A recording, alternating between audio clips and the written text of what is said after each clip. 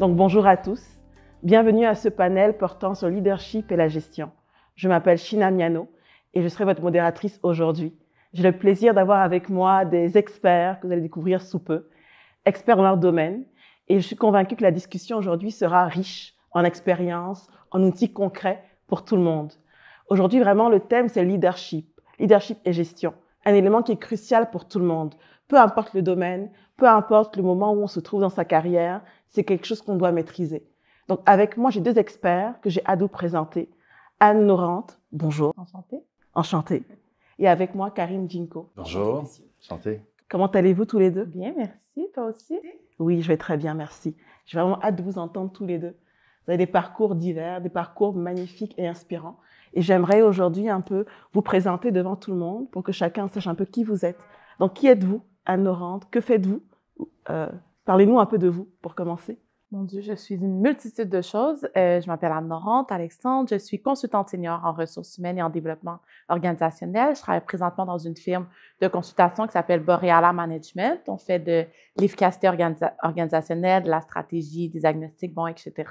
Principalement avec les communautés autochtones, donc dans le nord du Québec, dans la baie James. Ça fait 4 ans que je suis là. Ça fait à peu près 8 ans que je suis en ressources humaines. J'ai un parcours qui me ressemble, un peu atypique, un peu typique, ça dépend des jours. Donc voilà, c'est qui je suis pour ce qui est de ma carrière, évidemment. C'est qui vous êtes, qui est vraiment très inspirant. C'est un très beau parcours. Encore une fois, bienvenue à ce panel. Merci. Et vous, Monsieur Djinko, qui êtes-vous exactement? Que faites-vous? Alors, je suis coach exécutif et formateur. J'ai été aussi journaliste pendant une vingtaine d'années et actuellement, j'accompagne notamment des exécutifs, des managers, justement dans tout ce qui est développement du leadership.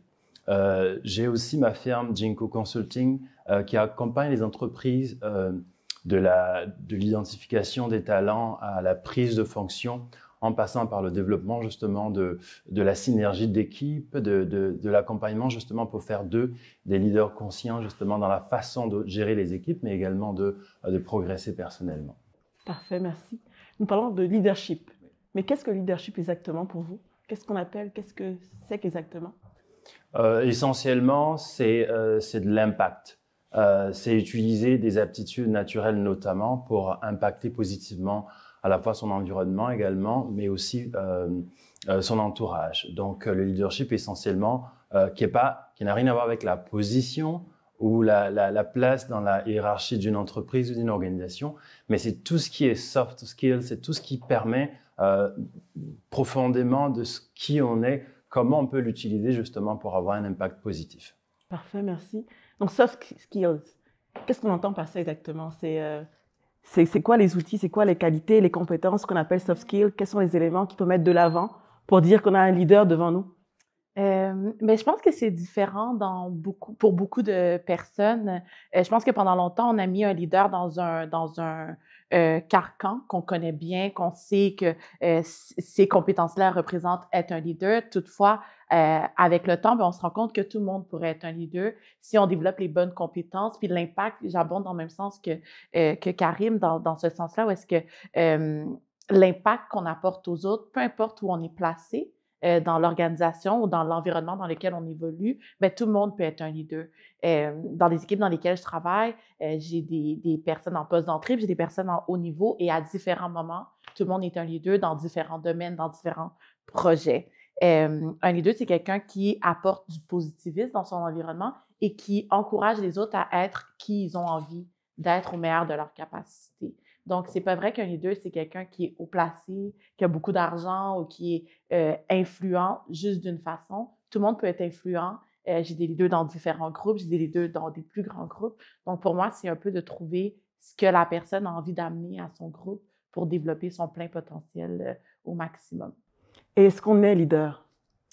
Est-ce qu'on est leader? C'est une bonne question. Est-ce qu'on est leader? Je pense qu'on a des prédispositions, mais après ça, je pense que tout se développe. Moi, je fais partie d'une école où est-ce que tout le monde peut être ce qu'ils ont envie d'être, peu importe d'où ils viennent. Donc, je pense que tu peux naître avec des prédispositions, tu peux grandir dans des environnements qui te poussent à être peut-être, à te placer autrement, Toutefois, je pense aussi que ça peut se développer, puis que tout le monde devrait avoir cette opportunité-là, puis jamais se faire mettre des bâtons dans les roues.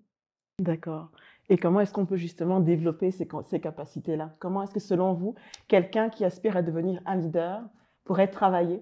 Parce que, mettons qu'il n'a pas encore tous les éléments pour être totalement un leader, mais qu'est-ce qu'il pourrait mettre en avant pour qu'on puisse se considérer comme étant un leader? Je ne sais pas, Karim, qu'est-ce que vous en pensez? Je pense que dans un premier temps, c'est d'identifier en fait qu'est-ce qu'on a de spécial.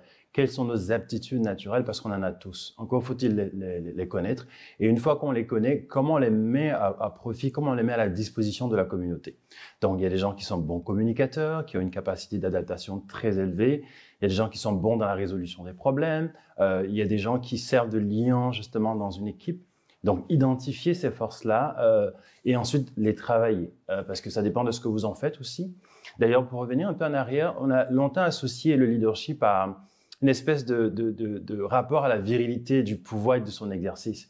Donc, on a valorisé pendant longtemps le fait d'en imposer, de ne pas faire de quartier quand vient le temps de prendre les décisions. Donc, ça a impacté durement certaines personnes en position de pouvoir, mais c'est pas ça, exercer du leadership. Le leadership, ça n'a rien à voir, comme je disais, avec le statut.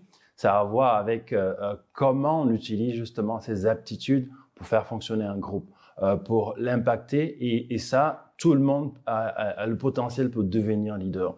Donc, d'ailleurs, on voit dans les organisations, dans les entreprises, que le rapport au pouvoir a changé. Les gestionnaires, les managers sont bien conscients qu'il faut d'autres aptitudes que de dire « on fait ça parce que c'est moi qui te le demande, on fait ça parce que c'est moi le chef ».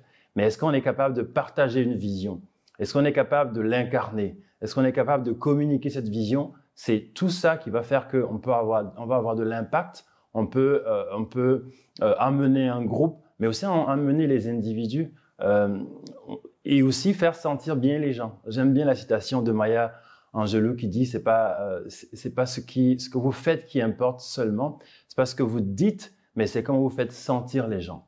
Est-ce qu'à votre contact, on se sent plus grand, on se sent vu, on se sent compris? Mais c'est tout ça, justement, l'escarcelle d'un bon leader. Merci pour ces mots qui sont profonds et qui sont véridiques, selon moi également. Là, je pense également dans mon travail que c'est quelque chose qui est super important, de pouvoir incarner ce qu'on dit, ne pas seulement dire, mais de faire réellement ce qu'on dit. Je pense que tout part de là. Tout part vraiment de là. Et donc, vous également, dans votre travail, vous voyez différents types de personnes. À différents niveaux, dans différents domaines. Selon vous, comment vous décelez le leader en chacun d'eux? Comment est-ce que vous arrivez à voir que telle personne, oui, de ce que je vois, c'est déjà un leader ou elle a la capacité pour l'être? Comment est-ce qu'on peut le voir déjà? Comment est-ce qu'on le voit? Je pense que ce qui fait d'une personne un bon leader, c'est de reconnaître les forces qu'ils ont autour de lui pour amener l'équipe. Être un leader, c'est avoir une équipe, right? Donc, pour moi, je reconnais les forces des personnes. Ils vont être leaders dans une certaine catégorie de choses. Personne n'est bon dans tout. Je pense que déjà là, il faut quand même enlever cette pression qu'on se donne de « il faut que je sois bon partout, tout le temps ». C'est impossible. On ne peut pas être bon dans tout. Il faut que tu saches aller chercher qu'est-ce que tu as besoin pour élever ton équipe. Donc, pour moi, un leader, c'est quelqu'un qui est ouvert, quelqu'un qui a un désir, une ambition d'être, peu importe ce que c'est. Comme je vous dis, ça peut partir des postes d'entrée, qui me disent « ah, mais moi, j'aimerais juste aller au prochain niveau, puis c'est tout après ça. Mais on va faire ça. C'est ça qui va arriver, au meilleur de tes capacités. » Donc, pour moi, quand je regarde quelqu'un, je vais voir est-ce que cette personne a une ouverture, une volonté, un désir d'avancer. Puis est-ce que cette personne-là est positive autour d'elle? Comment les gens interagissent avec cette personne-là? Est-ce que c'est positif? Est-ce que c'est négatif? Est-ce qu'ils ont peur, ils ne sont pas bien, etc.? Bien, ça, pour moi, quelqu'un qui s'installe dans un environnement et qui fait changer l'environnement, bien, c'est déjà un signe pour moi que je peux un peu pousser la personne. Quelqu'un qui est capable de me dire comment il se sent, quelqu'un qui est capable d'être vulnérable. Un leader n'est pas toujours fort, c'est pas vrai. Le nombre de fois que je brise devant mes employés, puis je suis comme « oh mon Dieu, ça marche plus, qu'est-ce qu'on fait? » Puis je pense que ça leur permet de m'humaniser à travers tout ça. Donc, je pense pas qu'il y a une compétence ou une qualité à avoir. Je pense que c'est vraiment, je pense que j'abonde dans le même sens, encore une fois, que Karim, comment tu fais sentir les gens autour de toi? Est-ce que les gens sont bien autour de toi? Puis assez bien pour se permettre de sortir de leur zone de confort. Parfait. Donc, ce que je retiens maintenant, c'est qu'il n'y a pas un type de leader. Il n'y a pas une manière d'être leader, mais c'est vraiment ce qu'on incarne et l'environnement, comment l'impact qui fait en sorte que maintenant on peut être un bon ou un mauvais leader. C'est également quelqu'un qui veut avancer, qui veut continuer à s'améliorer au quotidien. Maintenant, je vous regarde tous les deux. Vous avez des très beaux parcours chacun. Et je voulais savoir, ok, parfait, généralement pour inspirer également les autres, quand on raconte un peu d'où on vient, ça permet de motiver ceux qui nous entourent et ceux qui nous voient. Donc si on se demande maintenant, toi, Anne Laurente, comment tu as fait pour être là où tu es en ce moment? Quels sont les éléments que tu as mis de l'avant? Quelles sont les décisions que tu as prises ou les projets que tu as mis sur pied qui t'ont permis, toi, d'être là où tu es aujourd'hui? Qu'est-ce que tu dirais à ces personnes-là? Comment t'es arrivé là où tu es? Ouais, c'est une grande question ce matin. Ben, je pense que la première chose que je vais dire, c'est que j'y ai cru. J'ai cru que j'étais capable, en fait. J'ai voulu me dépasser, j'ai voulu aller plus loin, j'ai voulu, et j'espère que ma mère va regarder ça, j'ai voulu faire honneur à tous les sacrifices qu'elle a faits pour que je puisse, moi, avoir une meilleure vie. Et c'est vraiment ma base. Ça a toujours été ma base. Ma mère, elle a immigré ici. Puis à partir de ce moment-là, ben, depuis que je suis toute jeune, je me suis toujours dit, ben, si elle a fait ces sacrifices-là, il faut que je les honore. Donc, déjà, on a ça. Et ensuite, ben, je pense que de croire en moi, parce que j'ai pas toujours eu des gens qui croyaient en moi, mais si moi, j'y crois, je pense que je peux accomplir des grandes choses. Puis la dernière chose, c'est que j'ai toujours voulu le faire pour mon prochain. Moi, où est-ce que je suis, tant mieux, j'ai eu les capacités, j'ai eu la chance, j'ai eu le travail acharné qui m'a toujours suivi, j'ai eu l'ambition de le faire, mais je veux pouvoir en inspirer d'autres. Donc, chaque fois que je pose une action, que je vais dans un travail, que je fais une activité, que je viens sur un panel, ben c'est toujours parce que je me dis, ben il y a une autre petite fille comme moi qui va se voir puis qui va se dire, ben si elle est capable, moi aussi, je peux le faire. Puis j'espère vraiment que, ben un jour, quand je serai rendue à un certain âge, ben il y a des gens qui vont avoir eu ce legs-là de ma part. Peu importe ce que c'est, je veux au moins que les gens sachent que tu peux être toi-même au travail et conquérir ce que tu as envie de conquérir, peu importe d'où tu viens, peu importe ce que tu fais. Conquérir, c'est le mot Ouais. que je retiens maintenant. Ouais. Conquérir, c'est un mot profond qui démontre également l'ambition que vous avez, où est-ce qu'on veut se rendre également. Donc, pour moi, c'est un mot fort. Puis conquérir, parce que vous également, Karim, vous aidez les gens à conquérir également leur potentiel, puis conquérir leur futur, je dirais. Donc, comment est-ce que vous, Karim, êtes arrivé à devenir justement coach en développement professionnel? Comment c'est parti? Comment ça a commencé? J'ai deux inspirations. Ma mère, qui dans le village où j'ai grandi, était un peu la conseillère, qui avait une oreille pour écouter justement des gens qui venaient à elle. Quand tout petit, j'étais surpris parce qu'elle ne disait pas grand-chose, mais elle faisait sentir bien les gens. Je voyais les dames venir chez nous, l'air dépité, puis repartir avec la joie. Et quand j'écoutais aux portes, ma mère ne faisait que les écouter, ne disait pas grand-chose. Ma mère était l'exact opposé de mon père, qui lui était très drôle, avait une capacité à connecter avec les gens, à éveiller les gens, à communiquer. Alors, j'ai découvert très tôt ce que c'est que l'empathie, l'écoute et la communication.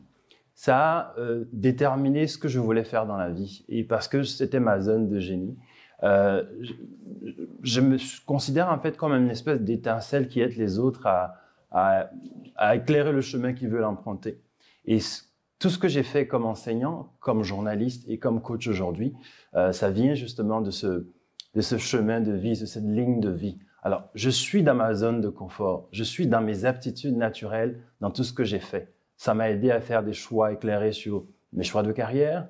Et plus vous êtes dans votre zone de génie, mieux c'est, plus facile c'est. Et donc, dans les accompagnements que je fais d'ailleurs, parfois on en revient à ça.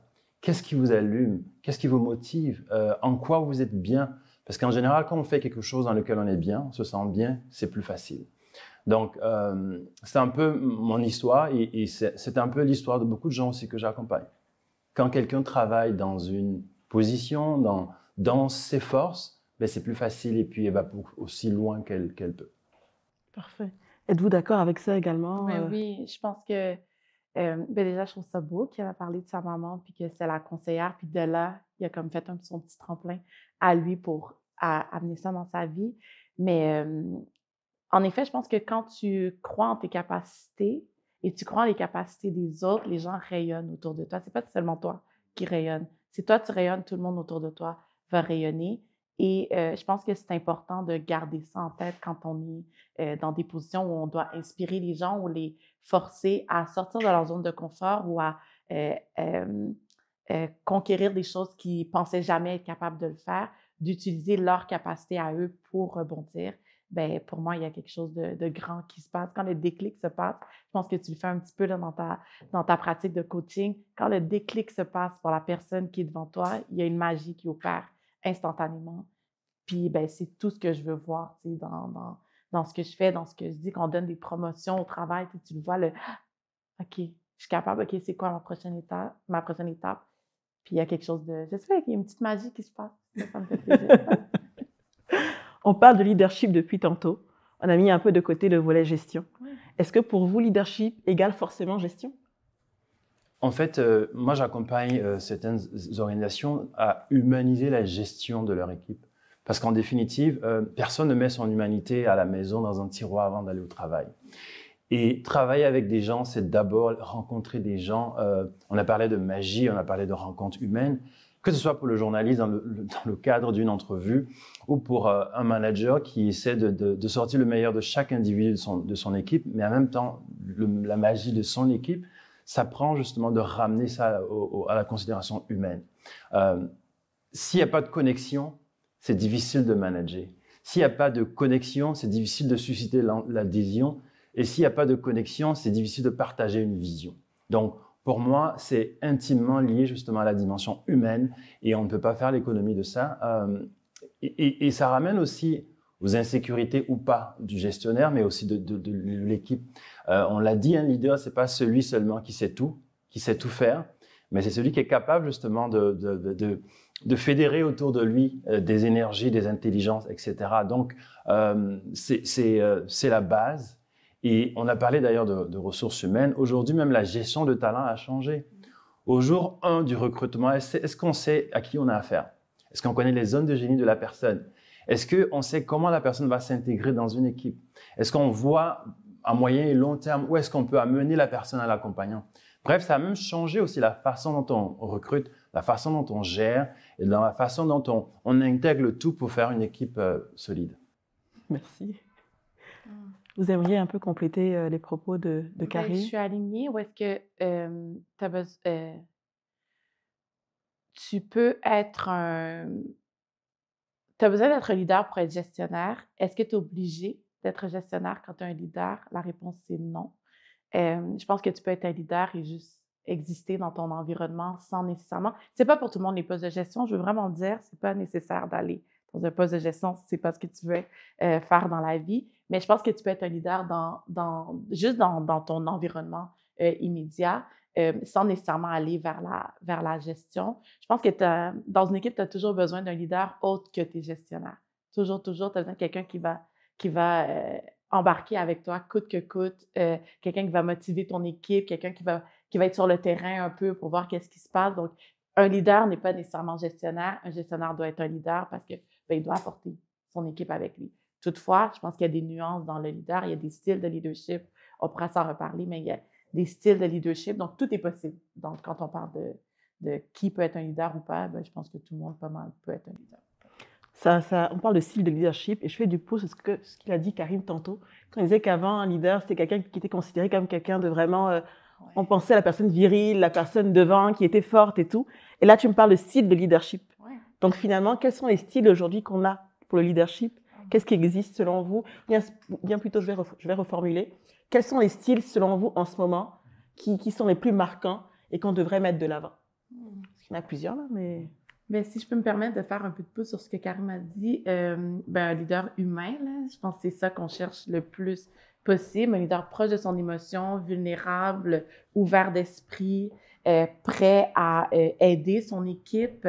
Pas juste quelqu'un qui est droit, puisqu'on dit comme notre fameuse virilité, cette masculinité qui est reliée au leadership, là aussi. Je pense que c'est ça. Je pense que il y a plusieurs styles. Je pense que maintenant, ce qu'on cherche, c'est vraiment quelqu'un d'humain, accueillant, ouvert d'esprit, quelqu'un qui va pas juste être humain comme je comprends l'autre, mais aussi laisser transparaître aussi, quitter. Donc, voilà. Il y a une synergie à avoir entre ressources humaines et manager. Aujourd'hui, les ressources humaines ne recrutent pas pour dire au manager, voici ton équipe, travaille avec. De qui on a besoin? Quel est le profil on a besoin pour nos objectifs stratégiques? Quel type de management au jour 1 on doit faire en fonction de qui on a? Donc, ça demande de travailler ensemble, pas en silo. Et aujourd'hui, les ressources humaines doivent prendre une place importante, stratégique dans l'ensemble de l'échiquier. C'est pas avant, on gère, tu as ton ordinateur, tu as ton mot de passe, onboarding, merci, bonsoir. Non, ça marche pas comme ça. Et une organisation va aussi loin que si les ressources humaines, les managers travaillent ensemble en synergie, tout simplement. Et ça change d'ailleurs la perception à la fois de la gestion, du recrutement et de tout, en fait. Moi, j'utilise notamment un test psychométrique avec certaines organisations pour savoir exactement, au-delà des compétences techniques, quelles sont les aptitudes naturelles de la personne. Quelle est sa zone de génie? Comment elle compose avec le changement? Comment elle aborde les défis et les problèmes? Comment elle communique? Quel est son rapport aux règles et aux procédures? Quand on a cette cartographie-là, on sait exactement comment travailler avec la personne, quelles sont les zones de développement et comment elle peut s'intégrer dans une dynamique collective. Donc aujourd'hui, on peut minimiser en fait les risques de se tromper parce qu'on a tous les outils en main pour pouvoir y travailler. Et aussi, il y a la question de la synergie d'équipe parce que une équipe, c'est pas une constellation de talents, qui travaillent isolément. Comment tout ça rime? Quelle complémentarité chaque membre a avec son équipe, mais aussi en tant que gestionnaire, on est meilleur gestionnaire en fonction de l'équipe qu'on a à disposition. Pour faire un parallèle au football, si vous prenez Pep Guardiola pour le faire entraîner une équipe de quartier qui n'a pas dont les joueurs n'ont pas les mêmes aptitudes que Manchester City, il va échouer. Est-ce que vous êtes le meilleur manager pour cette équipe-là en particulier? D'ailleurs, qu'est-ce que vous en savez? Il y a une question que je pose souvent aux exécutifs quand je les accompagne. Je leur demande, parlez-moi de votre équipe. Puis ils sont souvent surpris. Mais oui, vous gérez des humains, des gens. Plus vous en savez sur eux individuellement, plus vous pouvez les accompagner. Comment communiquer avec eux? Quoi leur confier? En fonction des objectifs stratégiques, qui est la meilleure personne pour faire tel ou tel dossier? Bref, tout ça, on peut en amont minimiser les risques de se tromper. Je trouve ça intéressant qu'on dise maintenant que les ressources humaines ont une place stratégique. Les ressources humaines, c'est autant, je prêche pour ma paroisse évidemment, mais on est tout le temps un peu comment on n'a pas besoin de ça, tout le monde est capable de le faire. Hein?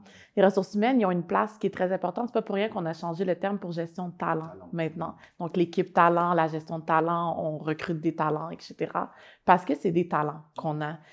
C'est plus autant opérationnel, c'est plus autant j'ai une ressource humaine qui est là, ou une ressource matérielle qui est là, j'ai un talent brut que je dois utiliser, que je dois utiliser à bon escient dans mon équipe pour créer cette synergie-là, pour que mon gestionnaire puisse dire, ben moi, mon équipe est composée de talents différents, mon équipe, elle est diverse, elle est diversifiée, j'ai pas tous les mêmes profils dans mon équipe, qui crée ma synergie par la suite. Donc, oui, les ressources humaines ont une place extrêmement stratégique dans ces développements de compétences-là, ces développements de leadership-là, parce qu'ils recrutent vos talents, en fait, dans votre organisation. Donc, c'est important de ne pas les négliger parce que c'est ce qui va permettre à votre organisation d'aller plus loin, d'être une organisation qui est accueillante et que les gens ont envie de travailler dans votre organisation. Pas juste des gens qui se ressemblent parce que, les ressources humaines sont juste là pour recruter un profil qu'on a envie. Là. Donc, voilà. Si j'utilise un parallèle en sport, la ressource humaine, c'est un peu le directeur sportif d'une équipe sportive. Oui. Il doit connaître le style de management de l'entraîneur, en l'occurrence le gestionnaire, comment il joue en général, et quelles sont les aptitudes des joueurs dont il a besoin. Mais quelle est la politique sportive aussi du club? Oui, exactement. Parce que si vous jouez le haut du tableau, le milieu du tableau, c'est pas la même chose. Quelles sont les ambitions de l'entreprise et de l'organisation et quels sont les moyens, les ressources justement qu'elle convoque pour atteindre ces objectifs-là? Il y a aussi quelque chose de très important. Très souvent, on recrute un directeur ou un PDG puis on dit « c'est ton équipe, gère là ». Qu'est-ce qui est fait pour accompagner ce DG ou ce directeur? Parce qu'il a besoin aussi d'être accompagné. Il a besoin de recul, il a besoin dans sa propre évolution justement qu'on l'aide, qu'on l'accompagne. Et j'ai vu dans certaines organisations, y compris aux Nations Unies où j'ai travaillé, des équipes souffrir parce que le directeur, le manager, il n'avait pas les ressources, ou du moins il n'avait pas je dirais pas les compétences, mais il n'avait pas l'accompagnement nécessaire justement pour faire briller cette équipe.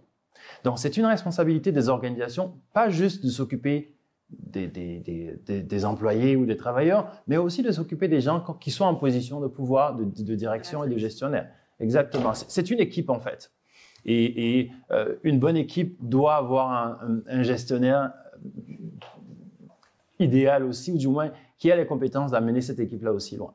100%. Très intéressant. En effet, un gestionnaire doit être aussi accompagné. Ce n'est pas un élément qui est permanent. On travaille, on s'améliore au quotidien. Pour revenir un peu en arrière, tantôt on a parlé un peu de leadership, des styles de leadership. On oppose parfois leadership féminin à leadership masculin. Est-ce que selon vous, ça existe? Est-ce que c'est normal? Qu'est-ce que vous en pensez un peu de ce concept de la leadership féminin versus leadership masculin? Mais mon Dieu, j'ai mille choses à dire. Déjà, pourquoi on a amené ce terme-là? Pourquoi on aura un leadership féminin versus masculin? C'est quoi la différence? Si je dois aujourd'hui dire une définition, je pourrais pas dire, right? Un leader, c'est quelqu'un, comme on a dit, qui accompagne les gens, qui influence les personnes autour de lui, autour d'elle, qui a un impact. Donc, à partir du moment où on a mis un leadership féminin et masculin, on rentre en politique, right? On vient de créer un débat qui n'a pas de nécessité d'être, qui vient de, évidemment, notre société patriarcale dans laquelle on est. Toutefois, est-ce qu'un leadership féminin existe ou c'est juste qu'on appelle humain, qu'on n'a pas voulu se l'avouer que c'était nécessaire à une certaine fonction? Donc, je laisse ça dans l'univers. Merci. Je pense que ça vient aussi du fait qu'on a longtemps associé certaines qualités à la femme, comme si c'était un groupe monolithique. Donc, le caring, l'écoute, l'empathie, etc. C'était pas assez viril, du moins, c'était pas assez viril dans la conception qu'on avait justement du leadership. Donc, ça part de là. C'est une façon d'essentialiser les femmes. Les femmes, c'est pas un groupe, voilà, les femmes, non. Chaque individu est particulier. Donc, ça part de là. Moi, j'entends quand on parle de leadership féminin, mais j'espère que ça va disparaître du vocabulaire bientôt parce qu'on aura intégré qu'en fait, le leadership, c'est le leadership point. Et on a tous besoin donc d'empathie, on a tous besoin de communication, de résolution de problèmes, d'adaptabilité. Donc voilà, c'est par abus de langage pour moi quand on fait référence au leadership féminin. Donc pour vous, il n'y a pas de différence entre les deux, c'est un abus de langage. On n'aurait pas dû créer une catégorie à part pour les femmes. Elles gèrent pareil que les hommes, il n'y a aucune différence. Le style de leadership est totalement le même, peu importe. C'est ce que je retiens finalement de ce que vous dites là aujourd'hui. Bien sûr qu'il y a une différence parce que il y a une différence dans les individus qui sont des leaders. On associe le fait d'associer des qualités à une femme ou à un homme nuit à chacun de ces groupes-là ou à des groupes en soi, là, à des identités en soi. Le fait que je ne suis pas, par exemple, douce et délicate et que je parle un peu fort puis que j'ai un aplomb, moi, ça me nuit parce que je suis pas assez douce en tant que femme puis je suis peut-être pas un leader féminin, mais je suis pas plus un leader masculin, donc je suis quoi? Je me situe où? Je peux être quoi, moi? Donc, le fait d'associer et la même chose pour un homme qui est plus doux, qui est plus empathique. Ah, il est un peu, il est un peu. Mais pourquoi? Ça, c'est ce qu'il est en tant qu'individu et ça fonctionne pour l'équipe pour laquelle il travaille ou avec laquelle il travaille. Donc, le fait de mettre des étiquettes de la sorte, ça me nuit, moi, en tant qu'individu qui a un aplomb quelconque, en tant que femme noire, c'est une autre paire de manches qu'on vient d'amener là-dessus qui aurait pu me limiter dans ma vie si je n'avais pas compris comment moduler ça dans mon environnement de travail. Et justement, comment ça a été modulé dans l'environnement de travail? Des fois, contre mon gré, ça a été modulé. Malheureusement, et je pense que ça m'a servi, mais malheureusement, il y a une certaine identité que j'ai dû prendre qui n'est pas nécessairement la mienne complètement, que j'ai dû prendre en début de carrière. J'ai dû moduler certaines choses, j'ai dû changer ma façon d'être, parler moins fort, me placer autrement, placer ma voix, placer ma façon de parler, placer comment je vais interagir avec les gens, comment je vais interagir avec un homme, une femme, quelqu'un de plus jeune. J'ai été en situation de leadership extrêmement jeune, donc ça aussi, comment tu fais pour balancer ton âge, etc. Et à un moment donné, quand ça s'est placé, j'ai pu revenir à mon identité et la vraie, qui dérange moins maintenant parce que j'ai fait ma place doucement. Mais idéalement, j'aurais fait ma place avec mon identité pure, qui je suis. Mais là, parce que j'ai été quelqu'un d'autre, ben, j'ai pu me faufiler. J'ai parlé moins fort, je me suis placée autrement. J'avais les cheveux longs, j'étais comme si je n'ai... Blablabla, blablabla. Mais maintenant, ben, je peux entrer dans un environnement puis être plus directive. J'ose même pas utiliser ce mot-là, mais être plus moi-même, en fait. Et ça va m'aider maintenant. Mais au début, je pouvais pas... c'était plus compliqué. Elle vient de faire preuve d'adaptabilité, qui est une compétence, qui est un soft skills. Et pour revenir à la question, chaque fois qu'on essentialise, on va contre quelque chose d'essentiel, c'est l'unicité des individus. J'ai envie de dire que leadership féminin me fait penser à communauté culturelle ou groupe racialisé. On fait avec, mais il n'y a pas de communauté qui ne soit pas culturelle. Donc, c'est un peu par abus de langage et cette volonté de mettre tout un ensemble dans une boîte. Et il est important justement qu'on considère l'individu en fait dans ce qu'il a d'essentiel, de spécifique. Et d'ailleurs, c'est ça qui fait que quand on se connaît précisément, quand on connaît sa zone de génie, ben on peut le déployer à sa façon et non de rentrer dans un moule. Parce qu'il n'y a pas deux individus pareils. Et j'espère qu'un jour, on ne parlera pas plus de leadership féminin. Mais est-ce qu'on a réellement le choix?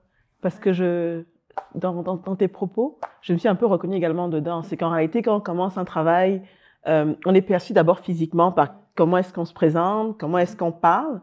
Je comprends finalement qu'à la fin, faut s'affirmer tel qu'on est. Mais est-ce que les gens ont réellement le choix au départ? Est-ce que vous pensez qu'ils ont le choix de se montrer tels qu'ils sont ou est-ce qu'il y a réellement des codes à respecter? Moi, je pense qu'il y a des codes à respecter. C'est quoi les codes donc? C'est quoi? Qu'est-ce qu'on veut leur dire à ces personnes-là? Premièrement, je pense qu'on a parlé d'adaptabilité. Je pense que l'adaptabilité, c'est à quel prix? Souvent qu'il faut se poser la question. À quel moment tu vas perdre ton essence en t'adaptant puis en étant flexible? À quel moment tu vas te perdre là-dedans? Je pense que ce que j'ai le goût de dire aux gens, c'est de s'adapter, mais pas au prix de son identité pure. Il y a quelqu'un qui va t'accepter comme tel quel. Tu vas finir par trouver ton organisation qui va t'accepter tel quel. Évidemment, les choses que j'ai adaptées, c'est aussi culturel. On en a parlé un petit peu, là.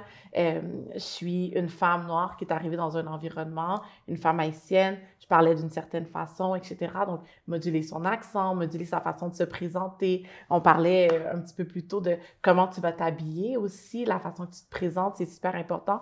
Même si pour toi, c'est un petit peu niaiseux de comme s'habiller d'une certaine façon puis d'être hautain, ben au début, tu n'as peut-être pas le choix d'être la mieux habillée, la mieux préparée, celle qui c'est le plus préparée, celle qui travaille le plus fort, celle qui termine le plus tard aussi, celle qui travaille jour et nuit, celle qui est jamais fatiguée non plus, celle qui arrive au travail toujours prête.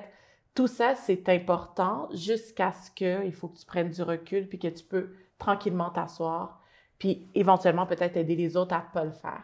Moi, c'est ma mission aujourd'hui, quand je vois les gens travailler, cette éthique-là, là, ce overworking, moi-même, je leur dis, moi, je l'ai fait, puis je l'ai fait à pas un beau prix. Je veux pas que toi, tu le fasses. Je veux pas que tu le fasses. Moi, c'est important de leur dire, je veux que tu travailles fort, mais je veux pas que tu t'épuises au travail. Parce que moi, personne ne me l'a dit. Moi, on m'a laissé faire, puis c'était à l'avantage de de l'environnement dans lequel j'étais, c'était bien fun, bien beau, que je travaille tard, je sois toujours là, jour et nuit, toujours, je réponds au téléphone, je réponds à mes courriels, je suis toujours bien habillée et tout. Je pense que ça, c'est ce que je dirais aux gens, de s'adapter, mais pas au coût de son identité. Je dirais qu'il faut se garder aussi d'opposer authenticité et adaptation. L'adaptation, c'est naturel. Qu'importe si vous avez affaire à un groupe d'apparence monolithique ou très différent, il y a toujours des efforts d'adaptation. Pas seulement sur l'aspect superficiel, mais l'aspect profond en fait des individus. Puis, nonobstant vos qualités, votre apparence, il y a toujours cet effort d'adaptation. Je prends souvent l'exemple du meilleur conducteur. Quand il est sur l'autoroute et qu'il n'interprète pas les signaux des autres automobilistes, il va faire un accident. S'il ne respecte pas le code de la route, il va faire un accident, nonobstant ses qualités intrinsèques. Donc, le leadership, d'ailleurs, c'est la connaissance de soi, la connaissance de l'autre et les circonstances. Parfois, les circonstances commandent une façon d'agir. Et l'individu en face de vous commande une façon même de communiquer avec elle. Tout le monde n'entend pas les choses de la même manière. Tout le monde ne fait pas les choses de la même manière. Plus vous en savez sur votre interlocuteur, plus vous êtes conscient de la circonstance, plus vous allez chercher la façon justement de connecter, de communiquer, de gérer. Donc, je ne les oppose pas. Je pense que c'est aussi un signe d'intelligence émotionnelle, de comprendre à qui vous avez affaire, de comprendre l'environnement et puis donc de déployer en fait votre authenticité. On ne communique pas, on ne gère pas les gens de la même manière. Si vous avez un style de communication ou un style de gestion, ça va fonctionner pour certains, pas pour l'autre. D'ailleurs, dans les accompagnements, comment on se présente à une entrevue, il faut s'assurer, quand vous connaissez pas évidemment, vous connaissez pas le panel, comment vous vous présentez pour donner à boire et à manger à tout le monde. Et ça, c'est quelque chose qui s'apprend aussi. Est-ce que vous projetez quelqu'un qui aborde les défis de façon décisive? Est-ce que vous projetez quelqu'un qui communique bien? Est-ce que vous projetez quelqu'un qui est capable de comprendre la culture de l'organisation et travailler avec dans ce cadre-là? Est-ce que vous êtes un joueur d'équipe? Il faut que dans votre communication en entretien, par exemple, vous soyez capable d'illustrer tout ça ou à défaut, montrer que vous êtes conscient de ce que vous n'êtes pas, vous ne savez pas faire, mais vous avez un plan B pour y remédier, en fait. Donc, l'art de s'adapter, l'art de projeter et se rendre service, en fait. Parce que des fois, on ne rend pas service à nos compétences, même par notre façon de nous projeter, de nous présenter. C'est profond et ça va loin. Ça va loin. Merci pour ces mots qui sont vraiment, je pense qu'ils vont aider les gens à mieux comprendre ce qu'on attend d'eux au travail ou ailleurs et comment est-ce qu'ils doivent se présenter. Comment est-ce qu'ils doivent observer aussi l'environnement dans lequel ils se trouvent et après fonctionner en fonction de l'environnement-là. Donc, c'est vraiment un élément crucial qu'il faut garder en tête. Maintenant, la question que j'ai pour vous, Karim, c'est de savoir, OK, parfait, quelqu'un qui veut devenir leader. Il dit, OK, parfait, je vous entends aujourd'hui, Karim, et tous les deux. Quels sont les éléments que moi, je peux mettre de l'avant maintenant pour devenir un leader? Est-ce qu'il y a des outils, mettons un ou deux, que je peux commencer à mettre sur pied pour devenir un leader? Qu'est-ce que vous lui diriez exactement à cette personne-là? D'abord, je dirais que le leadership est à la portée de tous. Vraiment tous, et ce n'est pas un effet de style. Il faut comprendre, il faut se connaître. Il faut connaître ses aptitudes spécifiques, et on en a tous. Une fois qu'on les connaît, on y travaille. Petite parenthèse, pour ceux qui sont capables, par exemple, de souffrir des tests psychométriques, ça peut aider parce qu'on peut avoir une connaissance de soi très, très précise et profonde, mais on peut aller aussi à travers ces outils-là voir quelles sont nos aptitudes. Et après, on apprend à les déployer, on apprend justement à cheminer. Je dirais que moi, personnellement, je pense que je suis devenu ce que je suis aujourd'hui, pas seulement par mes aptitudes techniques, mais c'est parce que j'ai su, enfin j'ai la prétention de le penser, j'ai su utiliser mes aptitudes, mes soft skills, pour pouvoir naviguer dans les environnements professionnels, tout simplement humains qui ont été les miens. Et j'encourage tout le monde à, d'abord, sachez que vous êtes capable d'exercer du leadership. Et il faut avoir cette confiance-là. Puis le reste, en fait, c'est une question d'y travailler. Merci. Si on demandait 3 soft skills, là maintenant, importants à travailler, peu importe l'environnement, ce seraient lesquels? L'écoute, l'empathie, la communication. C'est pas un soft skill en tant que tel, mais la confiance en soi, qui découle aussi des autres. Pas la confiance de ce que vous êtes la 8e merveille du monde, mais il faut accepter sa part de lumière, être conscient aussi de sa part d'ombre. Je pense que c'est un début dans la relation à soi, ensuite dans la relation à l'autre. C'est parfait, merci. Et vous, Anne-Laurente, mettant au travail quelqu'un qui voudrait se démarquer, qui voudrait devenir un leader, quels sont les éléments qu'il devrait mettre sur pied, au-delà de l'écoute, de l'empathie, etc.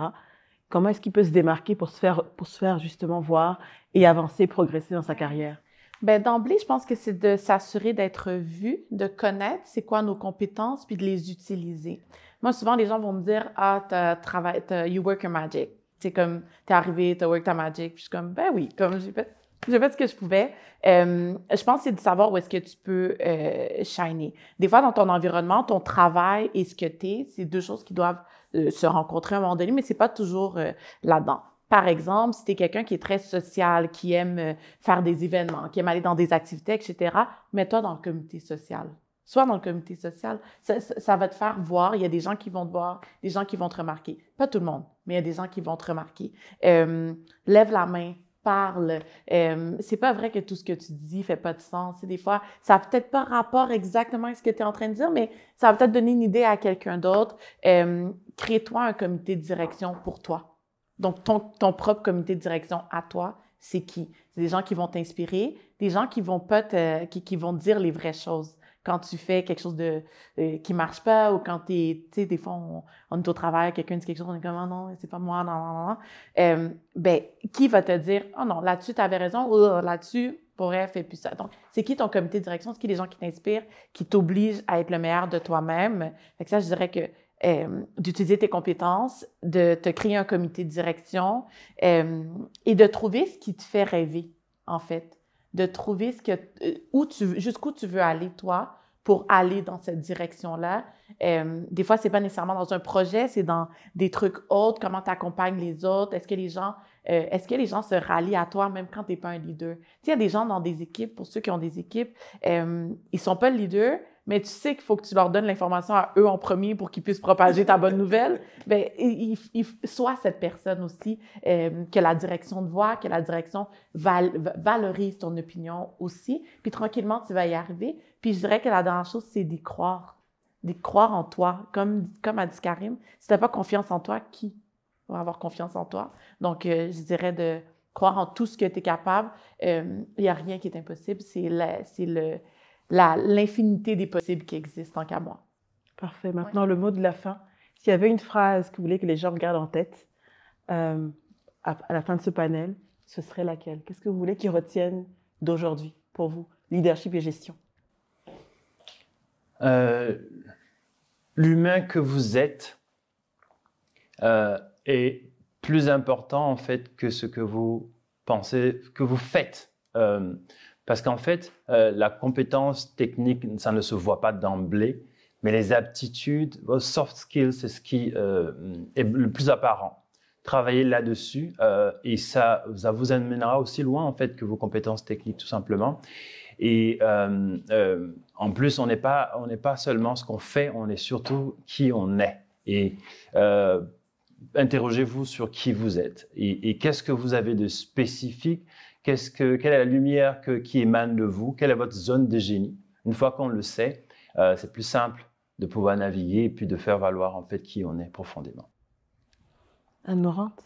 Le leadership féminin n'existe pas. Déjà, on va commencer avec ça. C'est du leadership, point.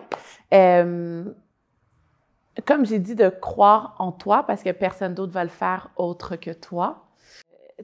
Tout le monde a un super pouvoir. Chacun d'entre nous a un super pouvoir. Qu'on peut faire rayonner dans les environnements dans lesquels on est. Donc, je vous encourage à trouver c'est quoi le vôtre et de saupoudrer ça partout où vous irez. Et je vous promets que la vie va bien faire les choses puis va vous guider où vous devez être. Merci. Merci à vous deux. Merci à Karim. Merci à Anne-Laurente pour ce beau panel très, très inspirant réellement.